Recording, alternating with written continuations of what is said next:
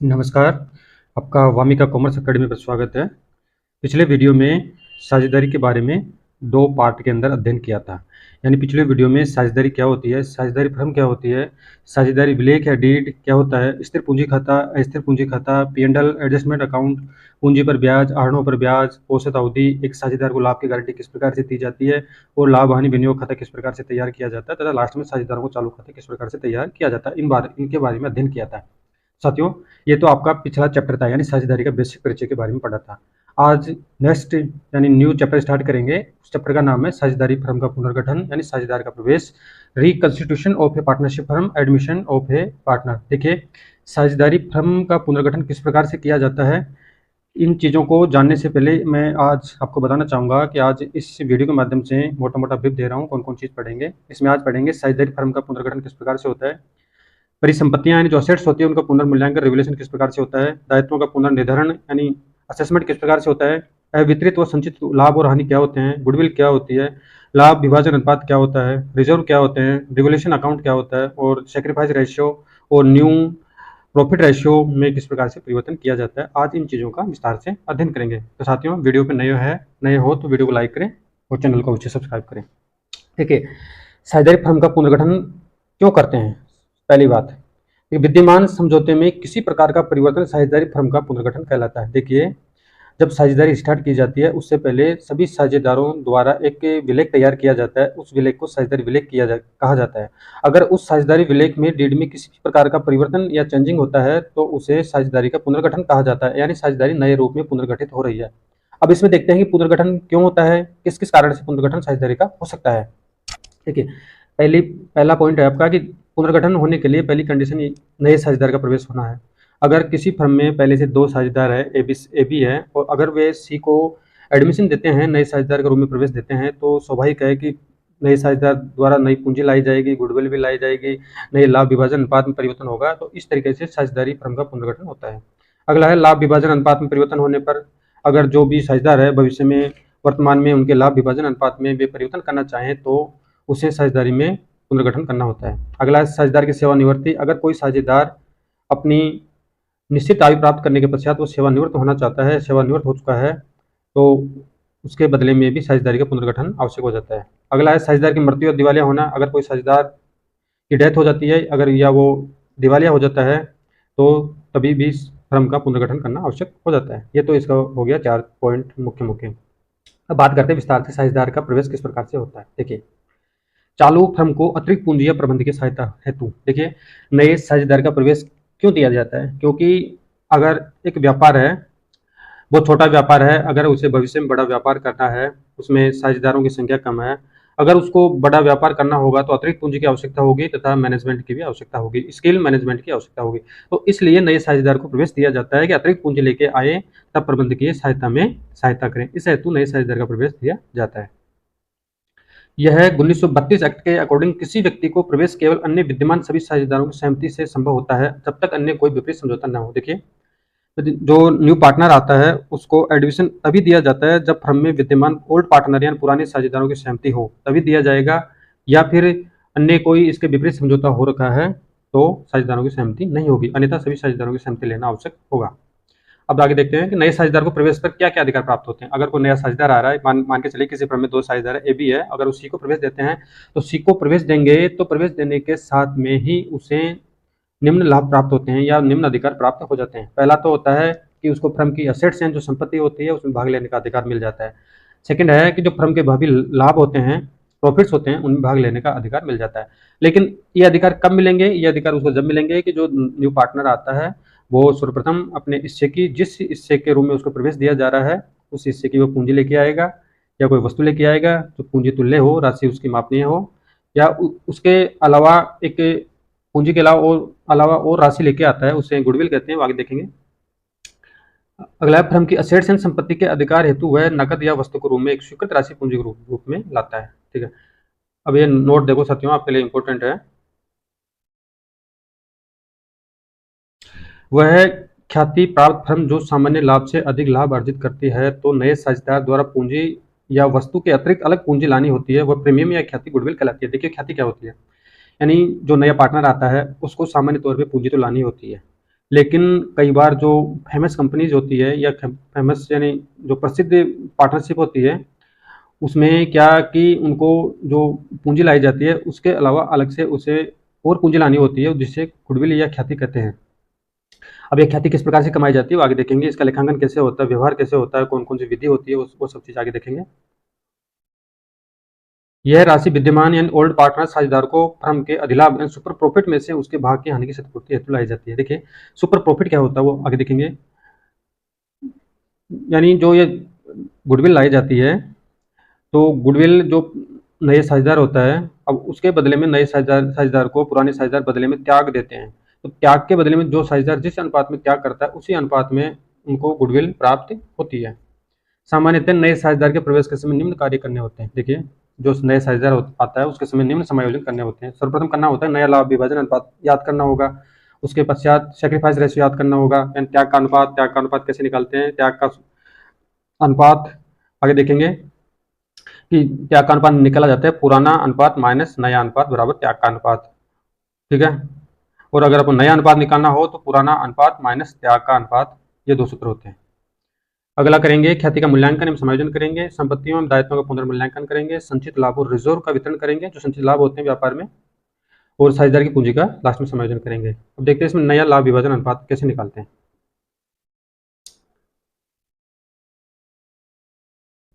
देखिए नया लाभ विभाजन अनुपात निकालने का सूत्र है पुराना अनुपात माइनस त्याग का अनुपात, यानी जो ओल्ड पार्टनर का अनुपात है और जिस पार्टनर ने कितना त्याग किया है पुराने ने उसमें से माइनस कर देंगे तो उससे नया अनुपात प्राप्त हो जाएगा, यानी पुराना माइनस त्याग बराबर नया अनुपात प्राप्त हो जाएगा।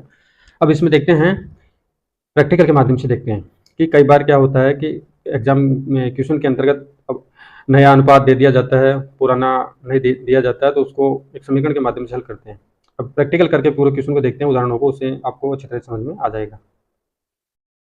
देखिए फर्स्ट एग्जाम्पल आपका अनिल और विशाल साझेदार है, लाभ का विभाजन 3:2 के अनुपात में करते हैं। वे सुमित को नए साझेदार के रूप में 1/5 भाग के लिए प्रवेश देते हैं। तो अनिल, विशाल और सुमित का नए लाभ विभाजन अनुपात याद करना है। तो नया लाभ विभाजन अनुपात याद करने के लिए सर्वप्रथम अपन को देखना है कि न्यू रेशियो का सूत्र होता है ओल्ड रेशियो माइनस जो सेक्रीफाइस रेशियो त्याग का अनुपात है वो सूत्र होता है। ठीक है, अब इसमें सर्वप्रथम हल करेंगे। सुमित का भाग तो कितना 1/5 है, और शेष भाग कितना रह जाएगा, शेष भाग रह जाएगा 1 माइनस 1/5 करेंगे तो 4/5 एलसीएम लेने से। एलसीएम लेना आप सभी को आता होगा, मैं बता देता हूँ कि जैसे 1/5 का एलसीएम लेंगे तो ऐसी छोटी से छोटी संख्या देखनी होती है जिसमें भाग जाए। 5 का भाग 1 में देंगे या 1 कर देंगे तो ये 5 बार गया, इंटू कर देंगे 5, तो 5 का भाग 5 में एक बार जाएगा, इंटू करेंगे 1 से तो 1, तो 4/5 आपका ये शेष भाग आ जाएगा। अब देखते हैं अनिल का नया भाग। देखिए अनिल का नया भाग है, अब नया भाग अनिल का 4/5, तो इसका शेष भाग रह गया, और 3/5 इसका पुराना भाग है, 3/2 है ना, तो उसको इंटू करेंगे तो 12/25 आ गया। विशाल का इस तरह से नया भाग आ जाएगा 4/5 का, 2/5 का 8/25, तो इस तरह से तीनों का एलसीएम ले लेंगे। 1/5 इसका पहले दे रखा है सी वाले का, तो अनिल विशाल सुमित का नया लाभ विभाजन अनुपात 12:8:5 हो जाएगा। ठीक है, अब इसमें ये ध्यान रखना आपको, ये माना गया है कि नया साझेदार अपना भाग पुराने साझेदारों से पुराने अनुपात में ही लेता है। इसमें देने रखा है, तो अगर क्वेश्चन में दे रखा है कि किस अनुपात में पुराने साझेदार त्याग कर रहे हैं तो उसी अनुपात से माइनस करेंगे, और अगर ऐसा नहीं दे रखा है तो पुराने अनुपात को ही त्याग का अनुपात माना जाएगा।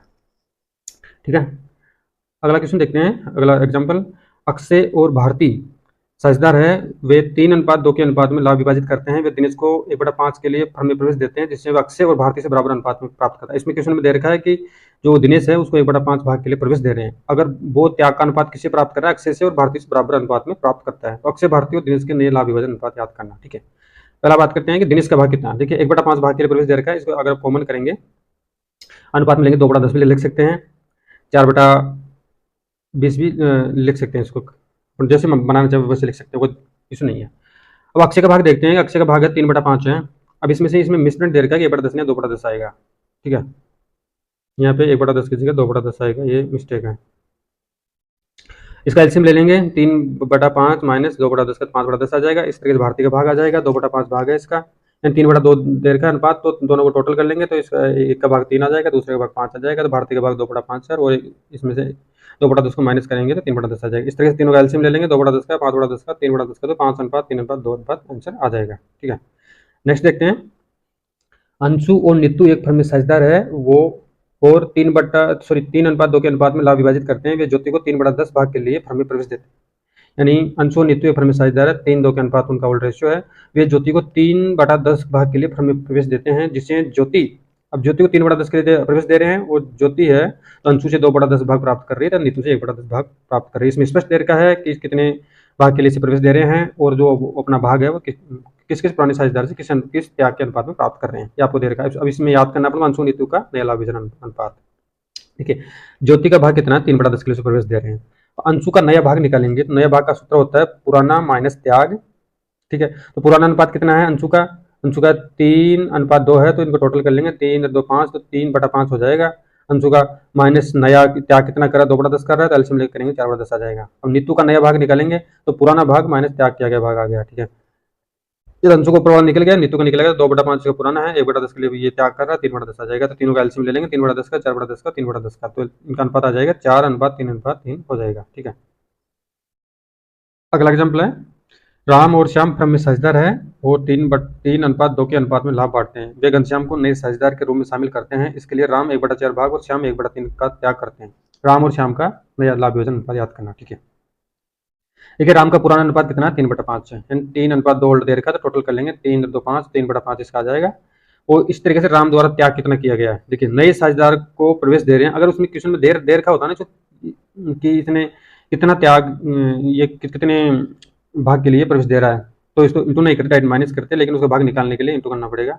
तो राम द्वारा त्याग किया गया 3/5 का 1/4, 1/4 तो 3/20 आ गया। इस तरह से राम का नया भाग करेंगे 3/5, तो त्याग इसने 3/20 किया है, तो 3/20 का एलसीएम लेकिन 2/20 आ जाएगा। इस तरह से श्याम का पुराना भाग 2/5 है, श्याम द्वारा त्याग किया गया 2/5 का 1/3, 2/15, तो इसका एलसीएम ले लेंगे, पुराना माइनस त्याग, 2/5 माइनस 2/15 बराबर 4/15। अब इसमें घनश्याम का नया भाग जोड़ेंगे तो राम ने त्याग कितना किया और श्याम का त्याग कितना है, तो 3/20 तो राम का त्याग है और घनश्याम का त्याग 2/12, तो 17/60। इस तरीके से इनका एलसीएम ले लेंगे तीनों का, तो राम श्याम और घनश्याम का नया लाभ विभाजन अनुपात 27:16:17 हो जाएगा। ठीक है, नेक्स्ट देखते हैं, दास और सिंगा एक फर्म में साझेदार हैं और 4:1 के अनुपात में लाभ विभाजित करते हैं। वे फर्म में पाल को 1/4 भाग के लिए शामिल करते हैं। ठीक है, जिससे पाल पूर्णतः दास से प्राप्त करता है। साझेदारों का नया लाभ विभाजन अनुपात याद करना। देखिए इसमें दो साझेदार है, दास और सिन्हा, 4:1 के अनुपात में अपना प्रॉफिट विभाजित करते हैं। अब वे थर्ड पार्टनर के रूप में पाल को एडिशन के लिए 1/4 भाग के लिए शामिल करते हैं। अब इसमें स्पष्ट कह रखा है कि जो पाल है थर्ड पार्टनर वो पूर्णतः दास से ही प्राप्त कर रहे हैं, फर्स्ट वाले साझेदार से ही पूरा त्याग प्राप्त कर रहा है। तो नए साझेदारों का लाभ विभाजन अनुपात याद करना। ठीक है, अब पाल का भाग 1/4 के लिए इसको प्रवेश दे रहे हैं। ठीक है, अब इसका जो दास का नया भाग करेंगे तो पुराना माइनस त्याग करेंगे, सूत्र होता है नया निकालने के लिए पुराना माइनस त्याग, तो पुराना इसका है 4/5। ठीक है, ऊपर वाला आ गया, और नया त्याग कितना कर रहा है, 1/4 कर रहा है, तो 11/20 नया अनुपात हो जाएगा। और जो सिन्हा है उसका नया भाग 1/4 है ही, तो तीनों का 1/4 का, 11/20 का और 1/5 का एलसीएम लेंगे तो तीनों का अनुपात 11:4:5 हो जाएगा। ठीक है, अब बात करते हैं, ये तो हो गया नया लाभ विभाजन अनुपात। अब बात करते हैं त्याग के अनुपात के बारे में। देखिए त्याग का अनुपात अभी चर्चा कर ली, त्याग का अनुपात क्या होता है, फिर दोबारा और बता देता हूँ कि जो नया पार्टनर आता है, ठीक है, अब जो नया पार्टनर आता है उसको बदले में वो उसको जो लाभ विभाजन में अनुपात दिया जाता है, बदले में पूंजी लेके आता है या वस्तु लेके आता है। ठीक है, अब उसमें कंडीशन ये रहती है कि जो नया लाभ विभाजन अनुपात होगा उसमें त्याग कौन कौन से ओल्ड पार्टनर किस अनुपात में उसको समर्पण कर रहे हैं, किस अनुपात में उसको लाभ में हिस्सा दे रहे हैं, अपना जो हिस्सा है उसको किस अनुपात में त्याग कर रहे हैं। यानी स्वाभाविक है कि नया पार्टनर आएगा तो पुराने साझेदारों को लाभ का हिस्सा स्वाभाविक कम होगा, उनका जो पहले प्रॉफिट था वो कम हो जाएगा, यानी जो उनका हिस्सा था वो कम हो जाएगा। तो इसमें ये देखना होता है कि जो ओल्ड पार्टनर है वो किस अनुपात में त्याग कर रहे हैं। ठीक है, वह अनुपात जिसे फर्म के पुराने साझेदार नए साझेदार के पक्ष में त्याग करने के लिए सहमत होते हैं त्याग का अनुपात कहलाता है। यानी जो ओल्ड पार्टनर है जो न्यू पार्टनर के पक्ष में सहमत होते हैं, एग्रीड होते हैं, वो न्यू त्याग का अनुपात कहलाता है। अब इसका जो फॉर्मूला है त्याग का अनुपात का, तो इसमें त्याग का अनुपात का फॉर्मूला होता है कि लाभ में पुराना भाग माइनस नया भाग, यानी old ratio minus new ratio. अगर त्याग का अनुपात निकालना है तो old ratio minus new ratio कर देंगे, सेक्रीफाइस रेशियो प्राप्त हो जाएगा। अगर नया अनुपात निकालना है, नया लाभ विभाजन अनुपात निकालना है, तो पुराना अनुपात माइनस त्याग का अनुपात करेंगे तो नया अनुपात प्राप्त हो जाएगा। ये अनुपात दो आपको याद रखने हैं। ठीक है, नए साझेदार के लिए आवश्यक है कि वह किसी फर्म के पुराने साझेदारों को अधिलाभ यानी सुपर प्रॉफिट में हुई उनके भाग की हानि की क्षतिपूर्ति करें, जिसके लिए वह एक अतिरिक्त राशि लाता है जिसे गुडविल कहते हैं। देखिए गुडविल का एक अलग से चैप्टर है, वो विस्तार से पढ़ेंगे। यानी जो साझेदार है पूंजी के अलावा जो न्यू पार्टनर है पूंजी के अलावा एक्स्ट्रा पूंजी और लेके आता है, तो वो जो पूंजी लाई जाती है वो एक तरीके से गुडविल कहलाती है। गुडविल का भुगतान करने के लिए उसे एक्स्ट्रा और पूंजी लानी होती है, वो पूंजी गुडविल कहलाती है। अब गुडविल प्रत्येक व्यापार में नहीं होती, लेकिन जो गिने चुने मोस्ट व्यापार होते हैं उनका व्यापार में अच्छी पकड़ है, उनका टर्नओवर बहुत ज़्यादा होता है, उनकी मार्केट में अच्छी गुडविल रहती है, उनकी साख बहुत अच्छी रहती है मार्केट में। तो उन कंपनियों की या संस्थाओं की या साझेदारी फर्मों की या कि पूंजी के अलावा प्रवेश लेने के लिए उनको एक अतिरिक्त भाग और देना होता है न्यू पार्टनर को, तो गुडविल कहलाती है। क्योंकि ये गुडविल ऑटोमेटिक ऐसे नहीं मिलती है कि फर्म को बहुत कठिन प्रतिस्पर्धा का सामना करना पड़ता है, बहुत मेहनत करनी पड़ती है, उसके पश्चात में मार्केट में गुडविल कमाई जाती है। तो उस गुडविल का भुगतान करने के लिए नए पार्टनर को एक्स्ट्रा भुगतान करना पड़ता है। इस राशि का विभाजन साझेदारों में उस अनुपात में किया जाता है जिस भाग में वह नए साझेदार के पक्ष में त्याग करते हैं, वह त्याग का अनुपात कहलाता है। ऊपर बता दिया कि जो त्याग का अनुपात है उसका विभाजन इस प्रकार से किया जाएगा, जो ओल्ड पार्टनर है किस नए पार्टनर को किस त्याग के अनुपात में अपना हिस्सा दे रहे हैं, उस अनुपात में उनके मध्य डिवाइडेड कर दी जाएगी। अब इसमें देखते हैं एग्जाम्पल के माध्यम से। रोहित और मोहित एक फर्म में साझेदार हैं जो 5:3 के अनुपात में लाभ विभाजित करते हैं। वे विजय को लाभ में 1/7 भाग के लिए प्रवेश फर्म में शामिल करते हैं, तो फर्म के भावी लाभ 4:2:1 के अनुपात में विभाजित करने का निर्णय लेते हैं। रोहित और मोहित का त्याग अनुपात याद करना है। तो त्याग अनुपात का सूत्र क्या अभी देखा था कि old ratio minus new ratio, तो त्याग आ जाएगा। ठीक है, अब इसमें हल करते हैं क्वेश्चन को। देखो रोहित का पुराना भाग कितना है 5/8। ठीक है, ऊपर वाला ओल्ड रेशियो है 5 3 8 हो जाएंगे, तो एक का निकालेंगे 5/8 फर्स्ट का आ जाएगा, दूसरे का निकालेंगे 3/8 हो जाएगा। तो रोहित का भाग पुराना है 5/8 और रोहित का नया भाग कितना है, ये नया अनुपात दे रखा 4:2:1, तो तीनों का टोटल कर देंगे 7, तो इसका फर्स्ट वाले का आ जाएगा 4/7। तो इसको माइनस करेंगे, ओल्ड माइनस न्यू को माइनस करेंगे, तो 5/8 माइनस 4/7 को एल्सियम लेंगे, एल्सियम लेने के बाद 3/56 आ जाएगा। इस तरीके से मोहित का पुराना भाग 3/8 है और नया भाग 2/7 है, तो इसका पुराना माइनस नए से माइनस करेंगे, एल्सियम लेके 5/56 आ जाएगा। इस तरह से 3/56 और 5/56 का एल्सियम लेंगे, 3:5 त्याग का अनुपात आ जाएगा। ठीक है, अगला क्वेश्चन देखते हैं।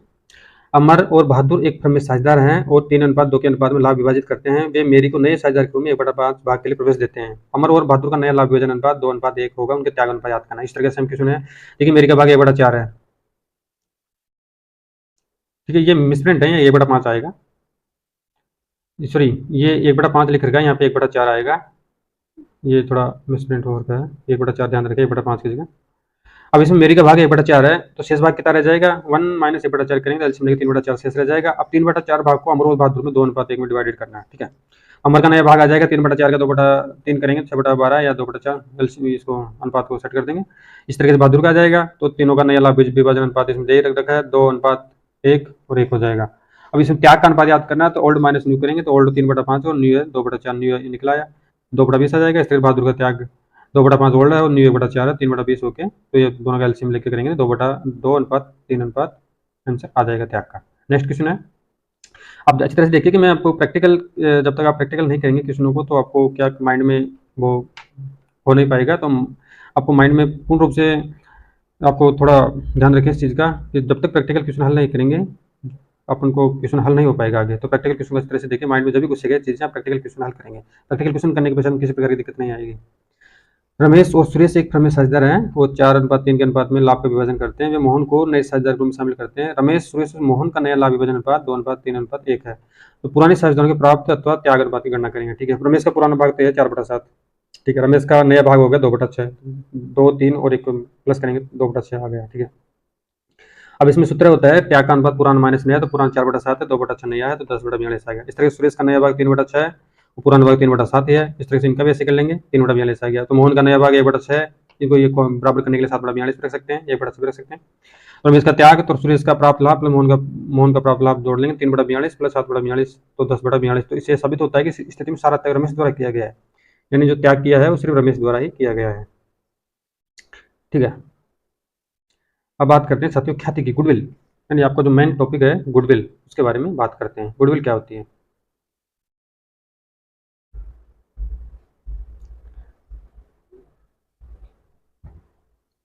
देखो, गुडविल सुव्यवस्थित व्यापार को कुछ समय पश्चात प्रतिष्ठा और विस्तृत व्यापार संबंधों का लाभ होता है। नए स्थापित व्यापार की तुलना में अधिक लाभ कमाता है। यह एक आभासी संपत्ति होती है। देखिए गुडविल क्या होती है, एक तो आभासी संपत्ति होती है।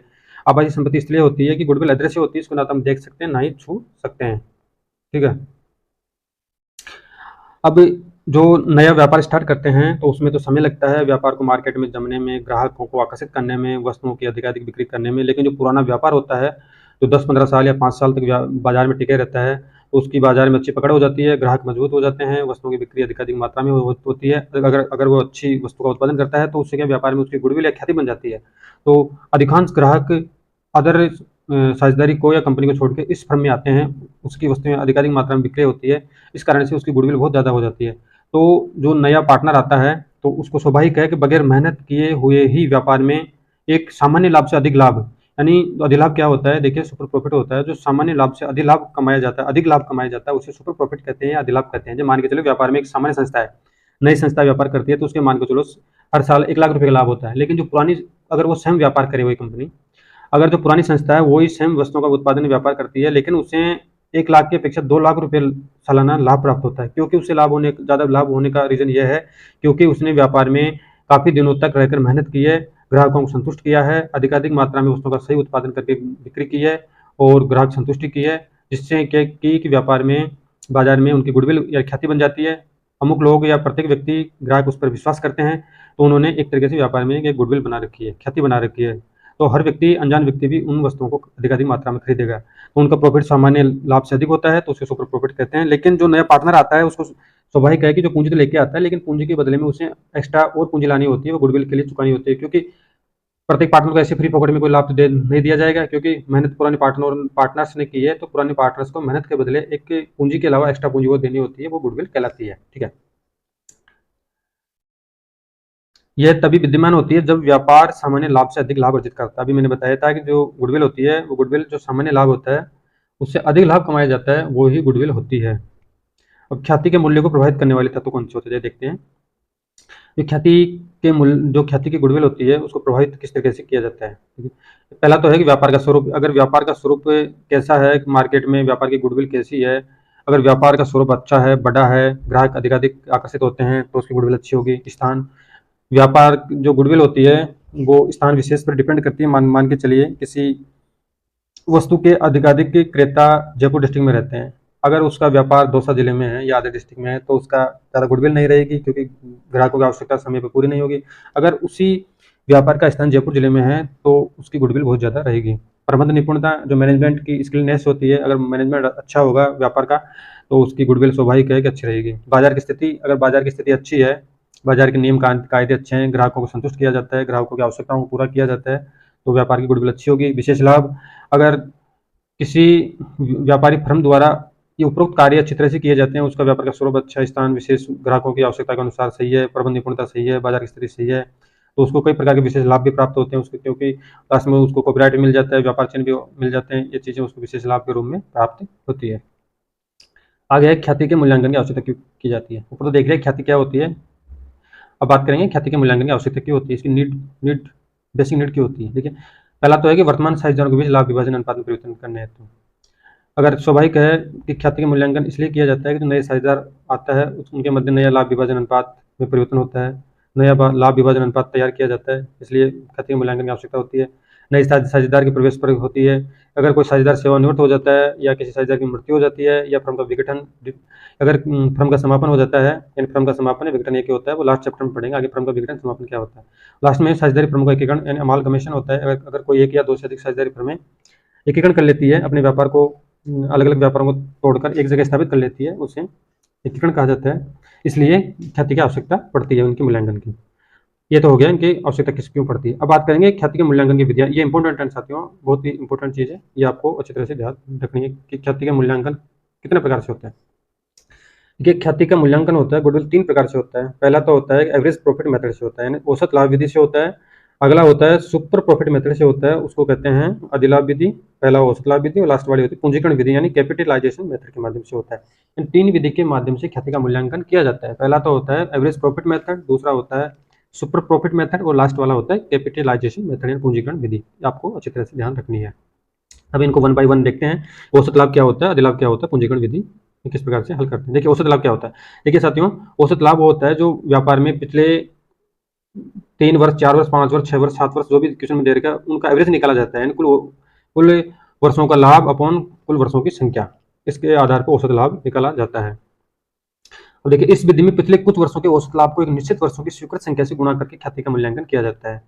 यह इस मान्यता पर आधारित है कि आरंभिक कुछ वर्षों में नया व्यवसाय कोई लाभ अर्जित नहीं करता है। देखिए इसमें क्या होता है कि जो नया व्यवसाय होता है उसमें मान्यता रहती है कि वो स्वाभाविक है कि नया व्यापार स्टार्ट करेगा तो प्रारंभिक वर्षों में कोई लाभ अर्जित नहीं कर पाता है, इसलिए औसत लाभ विधि अपनाई जाती है। उसमें क्या हो, जो ख्याति की गणना करते हैं उसके लिए गत वर्षों के औसत लाभ को उन भावी वर्षों की संख्या से गुणा किया जाएगा जिनमें भावी लाभ अर्जित होने की संभावना होती है। देखिए क्या होता है, तो उदाहरण देखते हैं कि यदि व्यवसाय में गत वर्षों का औसत लाभ 20,000 रुपया है और ये आशा के अगले 3 वर्षों में भी इतना ही लाभ प्राप्त करेगा, तो ऐसी स्थिति में ख्याति का मूल्य 60,000 होगा, यानी 20,000 इंटू 3 वर्ष कर देंगे तो 60,000 हो जाएगा। अब इसको एग्जाम्पल के माध्यम से देखते हैं। देखिए औसत विधि, अब बात करें एवरेज प्रॉफिट मेथड की। गत 5 वर्षों में एक फर्म का लाभ आपके सामने स्क्रीन पर दे रखा है, आप इसको देख सकते हैं।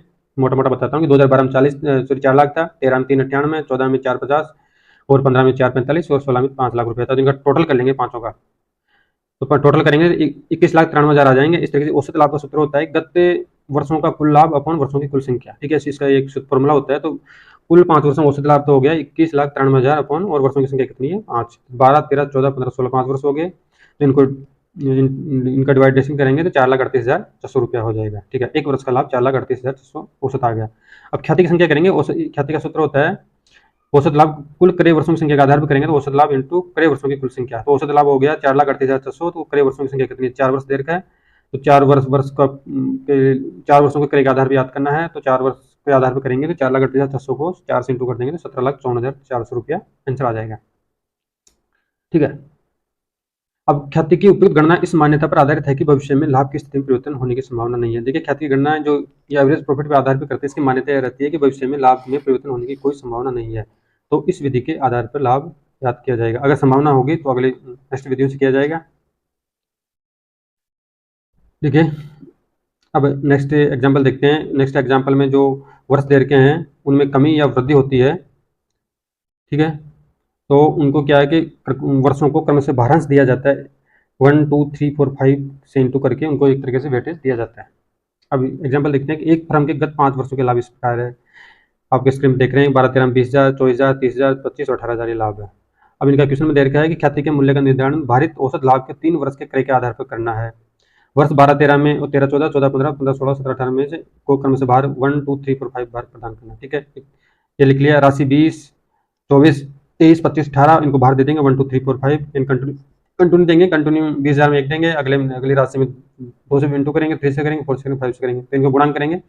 20,000 इंटू 1 करेंगे 20,000 आ गया, 24 इंटू 2 करेंगे 48, 30,000 इंटू 3 करेंगे 90,000 और 25 इंटू 4 करेंगे तो 1 लाख और 18 इंटू 5 करेंगे तो 9,000। यानी इनका टोटल कर लेंगे 3,48,000 हो गया। यानी इनका भारांक देख के इनको गुणा करेंगे 3,48,000 रुपया हो गया। और इसी तरीके से वर्षों की संख्या है 1 2 3 4 5, इनका भी टोटल कर लेंगे। जैसे 1 2 3 4 5 को टोटल करेंगे तो 15 हो जाएंगे। अब इसका भारित औसत लाभ का सूत्र है कि जो गुणांक में जो राशि आई है, भारित औसत लाभ का सूत्र में जो गुणांक में जो राशि आई है उसको डिवाइडेड कर देंगे वर्षों की कुल भार की संख्या उससे, यानी 15। तो 3,48,000 अपन 3,48,000 अपन 15 करेंगे तो 23,200 रुपया एवरेज आ गया। अब ख्याति ये तो आ गई, ख्याति 23,200 रुपया ख्याति आ गई। अब इसको 3 वर्षों के क्रय के आधार पर हल करना है। भारित 3 क्वेश्चन दे रखा है, भारित औसत लाभ के 3 वर्ष के क्रय के आधार पर ख्याति का मूल्य निर्धारित करना है। 23,200 इंटू 3 कर देंगे तो 69,600 रुपया आंसर आ गया। नेक्स्ट एग्जाम्पल देखते हैं। एक फर्म की ख्याति के मूल्य की गणना गत 4 वर्षों के भारित औसत लाभ के 3 वर्षों के आधार पर याद करनी है। इसमें आप स्क्रीन पर दे रखा है, आप पीडीएफ में मिल जाएगा, पीडीएफ में देख लेना इनको, ये सूचना दे रखी है। ठीक है, अब इसमें समायोजन करने हैं कि 1 सितंबर 2015 को संयंत्र की मरम्मत पर 6,000 रुपये खर्च को आगम पर प्रभावित किया गया। उक्त राशि का घटते हुए शेष विधि से 10% की दर से हास का समायोजन करना है। और वर्ष 14 के लिए अंतिम स्टॉक को 24 रुपये से अधिक मूल्यांकित किया गया है, उसका समायोजन करना है। और ख्याति मूल्यांकन के लिए 48 रुपये प्रबंधकीय लागत के वार्षिक प्रभार को सम्मिलित किया जाना है, ये समायोजन करना। ठीक है, वो राशि देर की आप क्वेश्चन में 13 के लिए 20,200 है, 14 के लिए 24,800, 15 20,000, 16 के लिए 30,000, इस तरीके से राशि देर की है। देखते हैं 13, 14, 15, 16 4 वर्ष है। इसमें जो राशि ऊपर लिख लेंगे 24,200, 24,800, 20,000, इनके समायोजन करने सारणी बना के।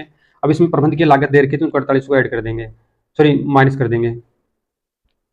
माइनस करने के बाद जो लागत है उसको घटा देंगे तो इसमें माइनस करने 15,400, 20,000, 15,200 ये आ जाएंगे। आगम पर प्रभार है 6,000 को ऐड कर देंगे। इस तरीके से समायोजन करने के बाद में जिनका जो हास है वो हास 1 वर्ष का 1 सितंबर 2015 को हास 1 सितंबर 2015 को दिया गया है, तो 4 महीने का आपको हास निकालना है।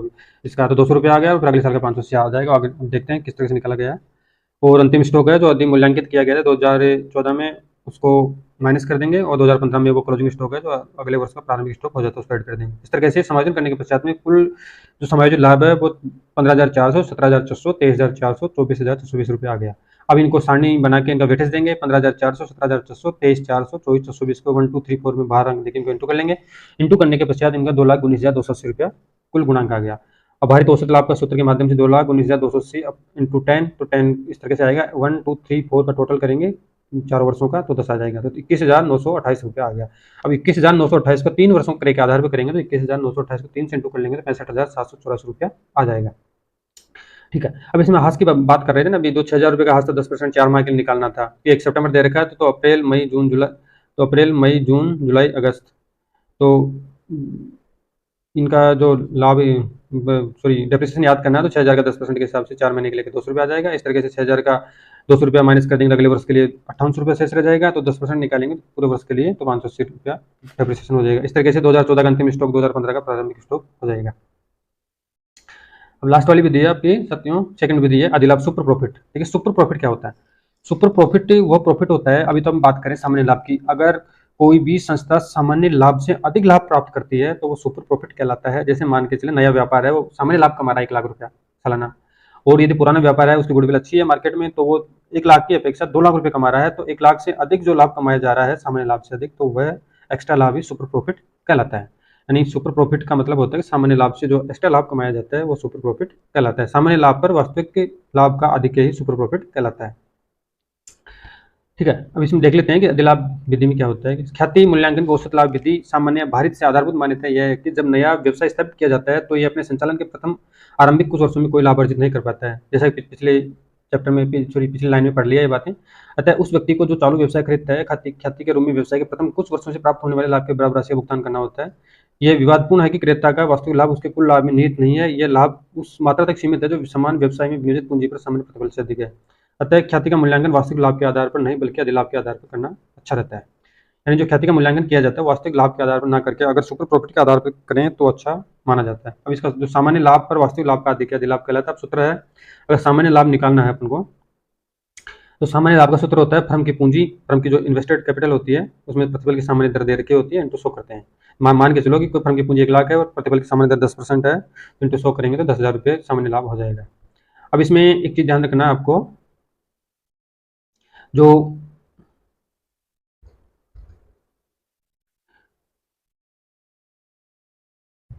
फर्म की पूंजी में साझेदारों की पूंजी और संचय एवं अधिशेष शामिल होते हैं।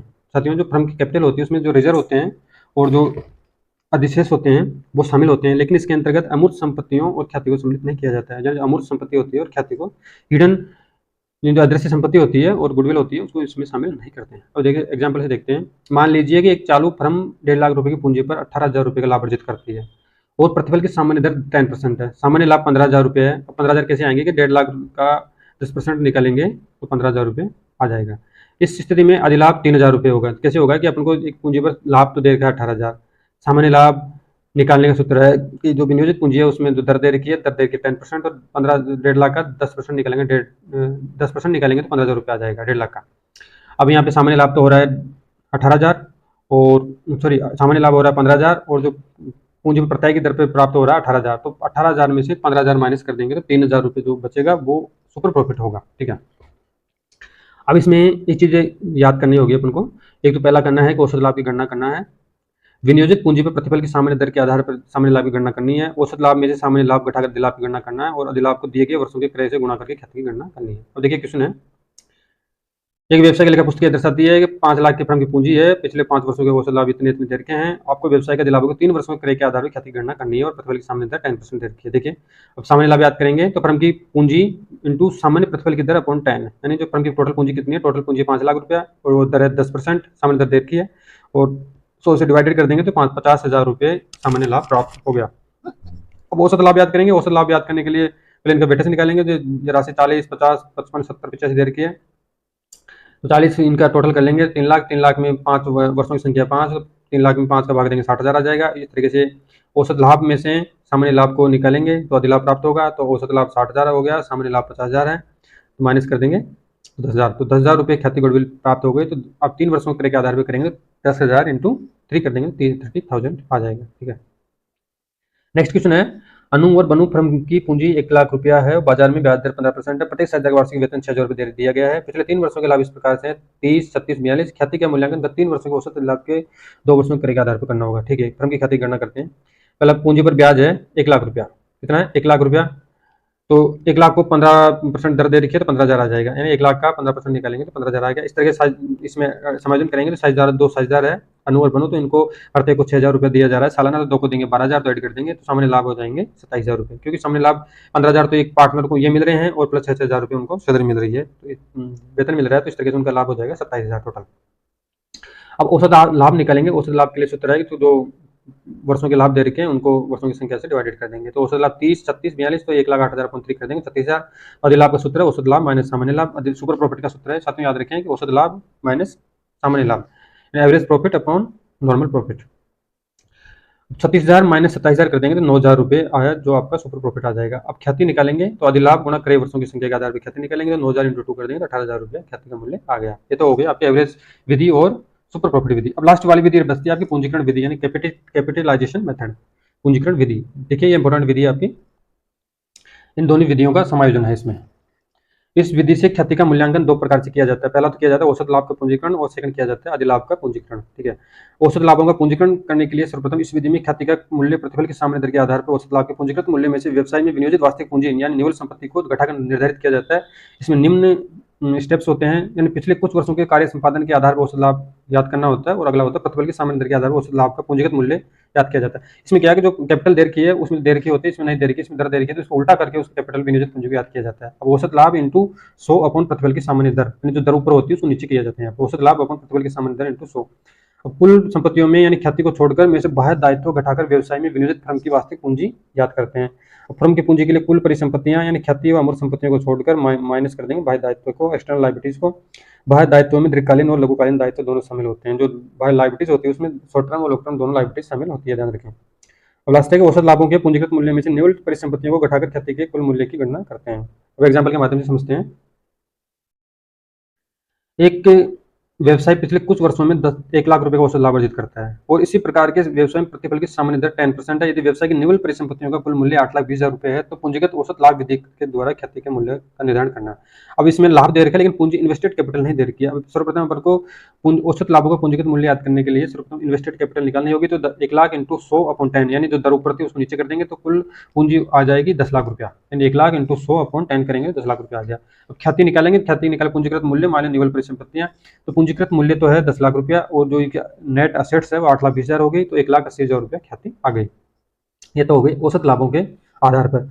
अब सुपर प्रॉफिट का पूंजीकरण के आधार पर देखेंगे, तो ख्याति का निर्धारण अधिलाभों का पूंजीकरण करके सीधे याद किया जा सकता है। इस विधि के अंतर्गत औसत लाभों का पूंजीकरण करने की आवश्यकता नहीं होती है। इसके अंतर्गत निम्न चरण आते हैं। सर्वप्रथम इसमें क्या करना होता है साथियों, ये सबसे पहले फर्म की पूंजी याद करेंगे। फर्म की पूंजी याद करने का वही सूत्र है, जो दर को नीचे रखेंगे 100 से इंटू कर देंगे, कुल परिसंपत्तियों में से बाह्य दायित्व को लेस कर देंगे।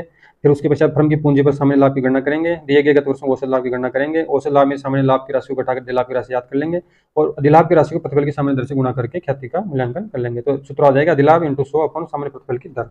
अब देखिए दूसरे शब्दों में ख्याति के मूल्य को अधिलाभ पर पूंजीकृत किया जाता है। इस विधि से ख्याति की राशि की गणना उसी प्रकार से की जाती है जैसा कि औसत लाभों को पूंजीकृत करके किया जाता है। देखिए उदाहरण 14 के हिसाब से देखें तो इसमें औसत लाभ 1,00,000 रुपये दे रखा है, तो सामान्य लाभ 82 है, तो 8,20 का 10% होगा 82,000 रुपया। तो इस तरीके से ये 82,000 अपॉन 1,00,000 में कर देंगे तो 18,000 बच जाएंगे, तो 18,000 का 10%, 1,80,000 का 10% 18,000 हो जाएगा। अब अगला उदाहरण देखते हैं, उदाहरण नंबर 15। एक फर्म की ख्याति को पिछले 5 वर्षों के औसत लाभों के 3 वर्षों के क्रय के आधार पर याद करना है अपन को। इसमें वर्ष दे रखे हैं, वर्ष 2012 में 10, 13 में 15, 4, और इसमें जो ब्रैकेट में 5 माइनस है, तो इसमें याद रखना है अगर ब्रैकेट में है तो माइनस में उस साल 2015 में लाभ नहीं हुए, हानि हुई है, तो हानि को माइनस कर देंगे इनका वेटेज करने से पहले 6,000। अब इसमें एडजस्टमेंट समायोजन करना है कि यदि फर्म की कुल पूंजी 1,00,000 रुपया है, प्रतिफल की सामान्य दर 8% है, पिछले 5 वर्षों का औसत लाभ 12,000 रुपया है, और ख्याति का अनुमान 3 वर्षों के अधिलाभों के आधार पर लगाया जाना है। राम ब्रदर्स का औसत लाभ 30,000 है, पूंजी 2,00,000 रुपया है, और व्यवसाय में सामान्य प्रतिफल की दर 10% है, तो अधिलाभ की पूंजीकरण विधि का प्रयोग करते हुए ख्याति का मूल्य याद करना है। ठीक है, सर्वप्रथम देखेंगे कुल लाभ, तो 10 इनका जो लाभ है पहले 2012 में 10,000 हुआ, 10,000, 15,000 प्लस 4,000 6,000 और माइनस 5,000 हानि हुई है, तो माइनस करने के पश्चात 30,000 बच गया। अब औसत लाभ निकालने का सूत्र है कि कुल जो वर्षों की गुणांक किया है या उनको वेटेज दिया है, तो 30,000 अपन 5 करेंगे 6,000 रुपये प्रत्येक वर्ष का हो गया। अब ख्याति को औसत क्रय के आधार पर देखेंगे तो 6,000 इंटू 3 कर दें, 3 वर्षों के आधार पर करेंगे 18,000 रुपया हो गया। ठीक है, ये तो पहला वाला हो गया। अब दूसरे में दे रखी है कि औसत लाभ इनका 12,000 रुपया है, ऊपर दे रखा है 12,000 रुपया। सामान्य लाभ निकालेंगे तो सामान्य लाभ का सूत्र है 1,00,000 का 8% निकालेंगे तो 8,000 रुपया हो गया। ठीक है, अब इसमें अब अधिलाभ का सूत्र है कि औसत लाभ माइनस सामान्य लाभ करेंगे। अधिलाभ निकालने के लिए औसत लाभ में से सामान्य लाभ को माइनस कर देंगे तो अधिलाभ प्राप्त हो जाएगा, सुपर प्रॉफिट रेशियो हो जाएगा। तो 12,000 अपना औसत लाभ है और सामान्य लाभ 8,000 है, तो 4,000 रुपये सुपर प्रॉफिट हो गया। अब ख्याति को 3 वर्षों के क्रय के आधार पर हल करना है, तो 4,000 इंटू 3 करेंगे तो 12,000 रुपया हो गया। ठीक है, थर्ड विधि के आधार पर करेंगे तो सामान्य लाभ 2,00,000 रुपया है, 2,00,000 रुपये दे रखा है। अब इसमें 10% निकालेंगे तो 20,000 रुपये सामान्य लाभ हो गया। अब अधिलाभ निकालना है तो अधिलाभ का सूत्र है औसत लाभ माइनस सामान्य लाभ। तो अधिलाभ तो औसत लाभ हो रखा है वो 30,000 रुपये औसत लाभ है, 30,000 रुपये औसत लाभ किसने दे रखा है, और सामान्य लाभ हो रखा है 20,000 10,000 रुपये ख्याति का मूल्य आ गया। अब इसको जो ख्याति का ये मूल्य तो 10,000 हो गया, लेकिन जो ख्याति का अधिलाभ जो इनका इन्वेस्टेड कैपिटल निकालनी है वो कैसे निकालेंगे, 10,000 इंटू 100/10, यानी प्रतिफल की सामान्य दर है जो नीचे आ जाएगी 10, तो इसका 1,00,000 रुपया ख्याति का मूल्य आ गया। ठीक है साथियों, ये तो आपकी ख्याति की विधियां हो गई। ख्याति 3 विधि से हल करते हैं, औसत विधि से और अधिलाभ सुपर प्रॉफिट विधि से और पूंजीकरण विधि के माध्यम से हल करते हैं। तो आपका ये चैप्टर यहाँ तक वीडियो थोड़ा लंबा हो जाएगा, नेक्स्ट वीडियो में मिलते हैं। तो नेक्स्ट वीडियो में पढ़ेंगे ख्याति का व्यवहार यानी ट्रीटमेंट ऑफ गुडविल, ख्याति की एंट्री किस प्रकार से की जाती है। ठीक है साथियों, तब तक के लिए धन्यवाद।